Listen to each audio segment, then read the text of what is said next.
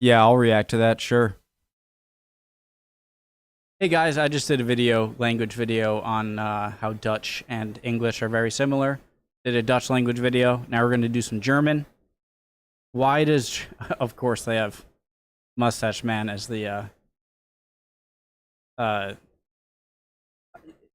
one of the reasons I love like World War II documentaries, of which Mustache Man is obviously very prevalent, and I hear his words a lot, his speeches, him talking, especially to crowds. Yeah, I'll react to that, sure. Yeah, I'll react to that, sure. Sorry, that was my Dutch video uploading. What was I gonna say? And how it's difficult as someone who doesn't understand English to know just how forcefully Mustache Man, I'm calling him Mustache Man for you, Hitler, all right? Like, I wonder how he sounds to German people, and like how over the top or less over the top he might be. But this isn't about him. It's just about German in general and why it sounds so aggressive. Preemptive like Fern, great channel, original link top of the description. My name's Connor if you're new. Let's go. We are German, and as such, we are always self-conscious about getting angry in public.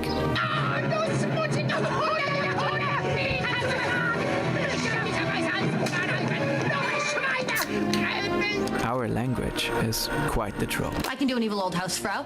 Ess dein Schnitzel, sonst kriegst du keinen Nachtisch. Deutschland ist ein Land ut Stodluten. Na ja, lass die Hunde hocken. Nimm einen dicken Schritt. Glaubst du, dass die Deutsche keinen Hunger hat, ha? German sounds harsh and aggressive. Guten Tag! Ich will ein klein Brotchen haben, bitte schön! Das schwarze Brotchen! Achtung, will Bolton. Und das Schinken, bitte schön! Oh It's a god. disgusting language. Nobody should ever speak it. It sounds like typewriters eating tinfoil being kicked down the stairs. And somebody is talking to you in German, they're saying, and you think, what is happening to you from behind? How can we make it stop? Someone, somewhere, is always Jokes aside, German does have a very distinct is a very distinct language. Like, it's very easy to know someone is speaking German when you hear them, even if you don't know the language. But a lot of it, I think, is just they put more emphasis on hard letters as traditional German, and so like the k, t, g, like a lot of those that make it sound a bit less. What's the word? Seamless, maybe? making fun of our language. But why does German sound so aggressive to the rest of the world? Let's find out. The German language is part of the Germanic branch of the Indo-Germanic language family. Besides German, Dutch and English are also Germanic languages. But while English sounds gentle to many people, German is often described as spat, barked, ugly, dry, cold, harsh, yapping, and military. German is rarely perceived as beautiful. There are several reasons for this. 1. Linguistic characteristics. German has a lot of gutturals and glottals. A lot of the stereotypic, like the languages that a lot of people sound as kind of beautiful, I think are the Romance languages, like Italian, Spanish, French, sorta. And I think it's because they're very flowy, you know? Like, it's not like... It's like a flow of a sentence, you know? And so that's what I think people perceive as just a more beautiful language. I'm kind of surprised he said English sounds kind of soft. That's interesting. English is the only language I've ever known, and so I'm always curious how it sounds to non-English speakers. Stops. They can make the language sound harsh.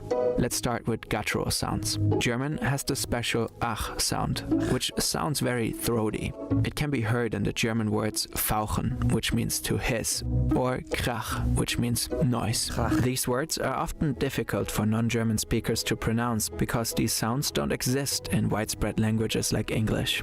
Next, glottal stops. Germans pronounce vowels very strongly strongly, especially when they appear at the beginning of a word.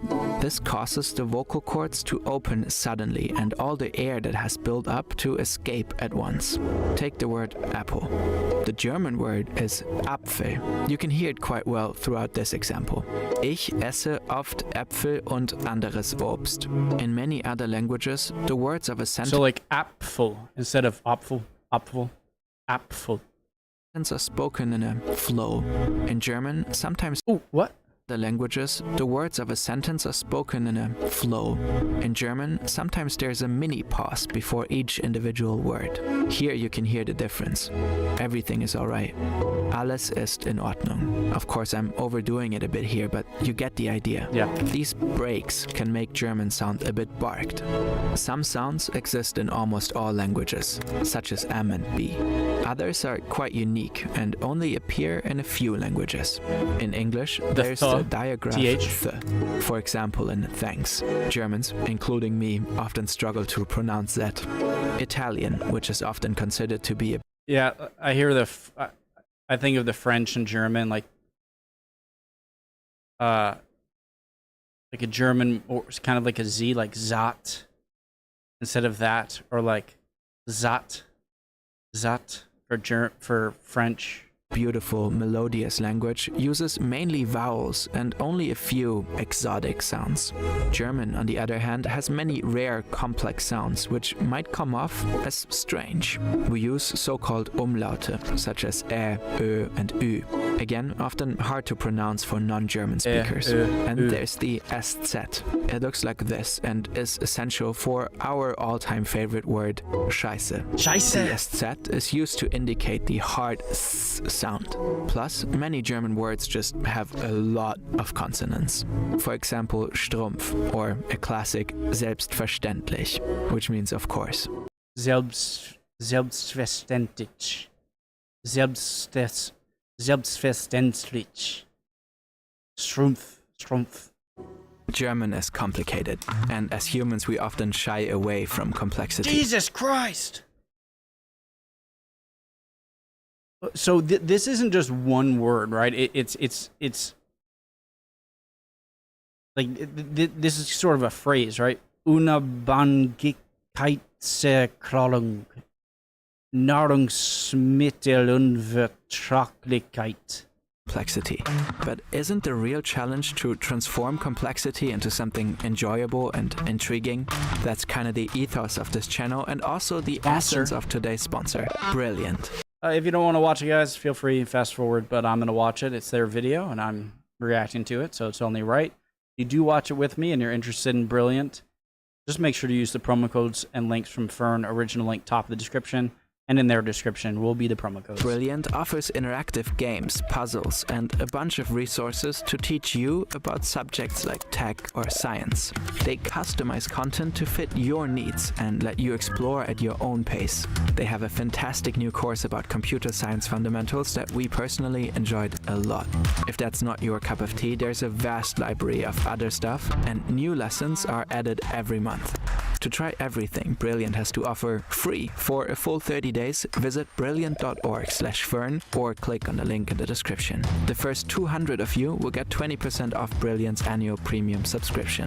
Let's jump back in. Hit it, Cyber Merkel. And you'll be helping Fern. 2 infinite words.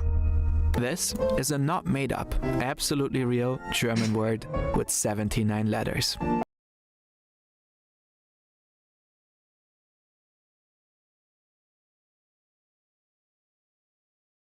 Rinderkennzeichnungsflächettikettierung Übertragungsgesetze. I think I've seen this. Rinderkennzeichnungsfleischetikettierungsüberwachungsaufgabenübertragungsgesetz. I'd say we pronounced that pretty similarly. We will not bother you with what it means here. What we're trying to tell you is this. German has a high number of compound words. These can be really cool because the word often literally describes what it means. For example, you have a house and a Tier, an animal, and together it is a Haustier, a pet. Though as a people, we seem to have made it our goal to put together as many words as possible. This has led to many long and insanely complex creations.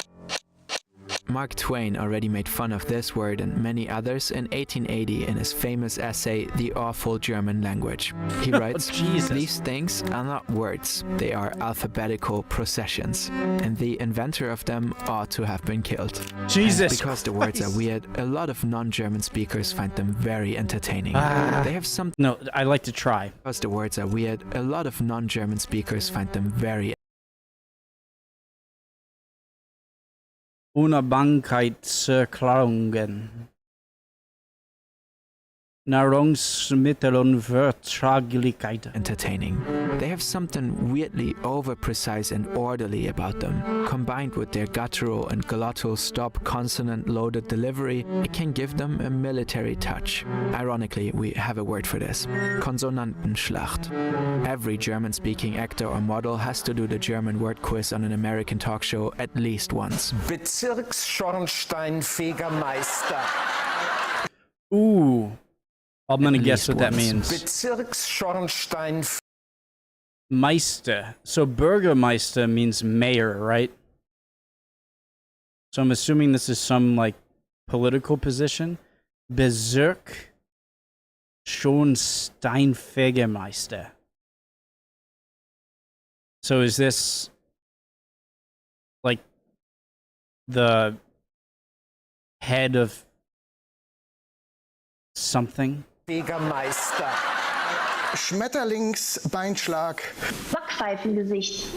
Albeit this last one being an absolute banger of a word, meaning a face that's just inviting a good slap like Jimmy Fallon's, these shows only strengthen the image of the difficult and weird German language. And this leads us to 3. Prejudices. What do people think of when they think of Germany? And they're saying to you something like, we have been better, but we're very vibrant in the theatre and arts and so on. All the time you listen to this, you're thinking, Hitler. During the two world wars, the German naturally became the enemy in many countries. German-American relations Reminds you of that Austin Powers Goldmember scene where there's that assistant with the mole that walks up, and then Michael Myers as Austin Powers is like listening to him, and he's just like, mole, moly, moly, mole. It's like, oh god, changed drastically. In the US, the teaching of German was banned. German programs were no longer allowed to be played on the radio. Authorities called for a boycott of German goods. Streets and even sauerkraut were renamed. Hitler is possibly... It's interesting because to this day, German isn't offered as a foreign language, at least in the schools I've gone to. Unless maybe you went to, university or college, then I'm sure you can get German courses. But the choices were always Latin, which I understand why someone would go for Latin unless they already knew at the age of like 14 that like I'm gonna be a lawyer, then it would come in handy, I'm sure, to know a lot of Latin terms. But then French and Spanish were the other two. No German. History's most terrifying figure. Germany's history, once so gruesome, it is rightly so echoed, processed, and analyzed countless times in all forms of media, so it may never be forgotten. According to many linguists, the perception of the German language is in part the result of these historical and socio-cultural contexts. German might have an image problem. Linguists would point out that you shouldn't judge a language based on its sound. I don't know if I agree with that. That the perception of German as a harsh language is connected to Nazism. It sounds hypocritical because I just made the moly mole reference and I laughed at that. But just being distracted by the history when you hear it. I don't know what I'm saying. Socio-cultural contexts. German might have an image problem. Linguists would point out that you shouldn't judge a language based on its sound. What sounds strange to one person is beautiful to another. And if you label a language as ugly, you might miss out on fascinating insights into other worlds of thought and sound. So lastly, let us introduce you to some beautiful German words Fünfe, Weltschmerz, Schreppinwitz, you can pretentiously incorporate into your Sprachgebrauch. Fernweh describes the opposite of homesickness, the longing for distant places. Weltschmerz is a feeling of knowing that the world will always fail to meet your expectations because of the prevalence of pain existing throughout it. And lastly, Treppenwitz, a joke or thought that you think of too late, just as you walked out the door, already on the stairs. Like I'm sure Yeah, we have all of these things as like concepts in our own society, but we just don't have, we describe them, we don't have words for them. Maybe we should adopt some. there's a nice way to finish the video here, but I guess it just won't come to me until we hit publish. Great video, great channel, very fascinating. Would appreciate any comments down below as always. Hope everyone's doing well as always. If you're not, look at me. Emotions are fickle, my friend. If you're down, you'll be up soon. Don't worry. See you guys next time. We'll keep on learning. Bye.